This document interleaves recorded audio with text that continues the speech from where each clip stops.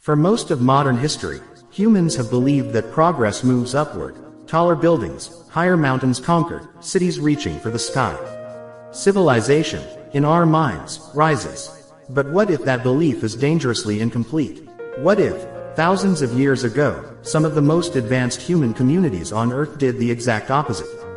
Instead of building toward the heavens, they disappeared into the ground. Not a few feet, not shallow caves, but entire cities buried nearly 280 feet underground. These were not hiding places for a few frightened families. These were massive, engineered underground worlds capable of sheltering tens of thousands of people for months or even years. And the question that refuses to go away is simple, disturbing, and profound. Why? When archaeologists first uncovered these underground structures, many assumed they were primitive shelters, temporary refuges from harsh weather or invading armies. But as excavation continued, that explanation collapsed. These underground cities had ventilation systems so advanced that fresh air could circulate hundreds of feet below the surface. They had water wells, food storage chambers, religious spaces, schools, living quarters, and escape tunnels. Some even had stone doors weighing several tons that could be rolled shut from the inside, sealing entire sections of the city. This was not survival by accident. This was survival by design. One of the most famous examples lies beneath modern-day Turkey, in the region of Cappadocia. Beneath the soft volcanic rock, archaeologists discovered Derinkuyu, an underground city descending roughly 280 feet into the earth. It could house an estimated 20,000 people, along with livestock and food supplies. The deeper researchers went, the more unsettling the discovery became. This city wasn't just deep, it was strategic. Narrow corridors forced intruders to move single file. Traps were built into the architecture. Entire floors could be isolated if enemies breached an upper level. Everything about Derinkuyu suggests that the people who built it were not merely afraid, they were preparing for something extreme. And Derinkuyu is not alone. More than 200 underground cities have been discovered in the region, many connected by long tunnels stretching for miles. Some are still unexplored, their lower levels sealed by collapsed stone or intentionally blocked passages. These cities were not built in haste. Carbon dating and tool analysis show they were expanded over centuries, possibly even millennia.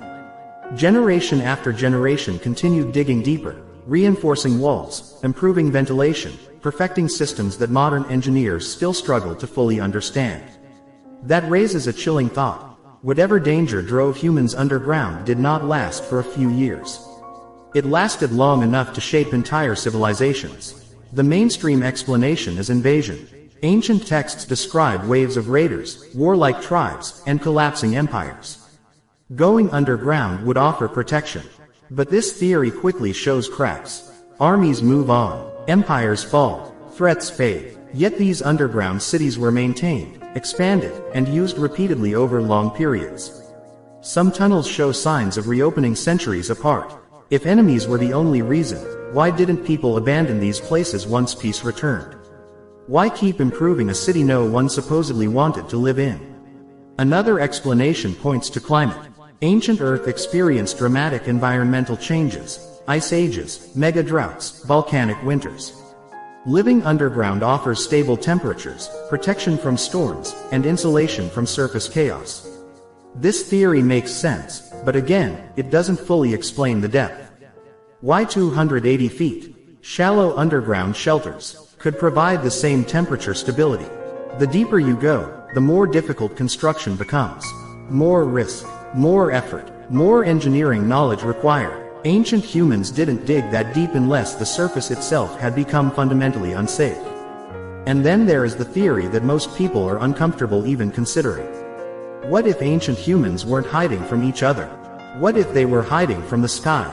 Across ancient cultures, myths describe times when the heavens became hostile, when fire rained down, when the sun burned differently, when the sky fell. Legends of great destructions appear worldwide. Floods, firestorms, poisoned air, long darkness. Some researchers suggest that Earth may have experienced catastrophic solar events, asteroid impacts, or atmospheric collapses far worse than anything in recorded history. If radiation levels spiked, if toxic ash filled the air, if the sun itself became dangerous, the only refuge would be deep underground, far deeper than storms or enemies could reach. Modern science confirms that Earth has narrowly avoided extinction-level events multiple times. We know the Sun can release massive solar flares capable of disabling technology today. We know asteroid impacts can change global climates overnight. We know volcanic super-eruptions can plunge the world into years of darkness. Ancient humans may not have had satellites, but they had memory, generational memory passed down as warning. And when the signs appeared again, they did not pray. They dug. The design of these underground cities becomes even more unsettling when examined through this lens. Ventilation shafts are angled in ways that would reduce surface contamination. Living quarters are positioned deep within the rock, shielded by multiple layers of stone. Water sources are internal, protected from poisoning. Some cities include what appear to be airlock-like chambers, suggesting an understanding of contamination control. This is not primitive thinking. This is advanced survival planning. But perhaps the most haunting question is this: why did they eventually leave? If the underground was safer, why return to the surface at all? Why abandon cities that took centuries to build? One possibility is that the threat passed. The skies cleared. The earth stabilized. Life above ground became possible again. Over generations, fear faded into myth. Children born under open skies no longer believed the stories of fire and darkness. Underground cities became legends, then storage spaces, then forgotten entirely. Another possibility is far darker. What if leaving wasn't a choice? Some underground cities show signs of abrupt abandonment. Tools left behind, rooms unfinished, tunnels sealed hastily. No signs of mass death, just absence. As if people walked out and never returned. Did they migrate? Were they forced upward? Or did something change underground that made these places unlivable? There are also strange architectural features that defy easy explanation. Chambers with no obvious purpose, shafts leading nowhere, symbols carved deep below the surface where no sunlight ever reached. Some researchers suggest ritual use. Others suggest something else entirely. That these cities weren't just shelters, but interfaces between surface life and something deeper, older, unknown. And this is where the story stops being comfortable. Because if ancient humans once believed the safest place on Earth was nearly 300 feet underground, what did they know that we don't? Or worse, what did they experience that we have forgotten? Today, governments quietly build underground bunkers. Data centers are buried beneath mountains. Doomsday vaults store seeds beneath Arctic ice. When modern humans fear extinction, we don't look up, we look down. Just like they did, perhaps ancient underground cities are not evidence of ignorance, but of memory. A warning carved into stone. A reminder that civilization has fallen before, not with a slow decline, but with sudden, overwhelming force. And when it happened, survival didn't belong to the strongest or the richest. It belonged to those who were willing to disappear beneath the earth and wait.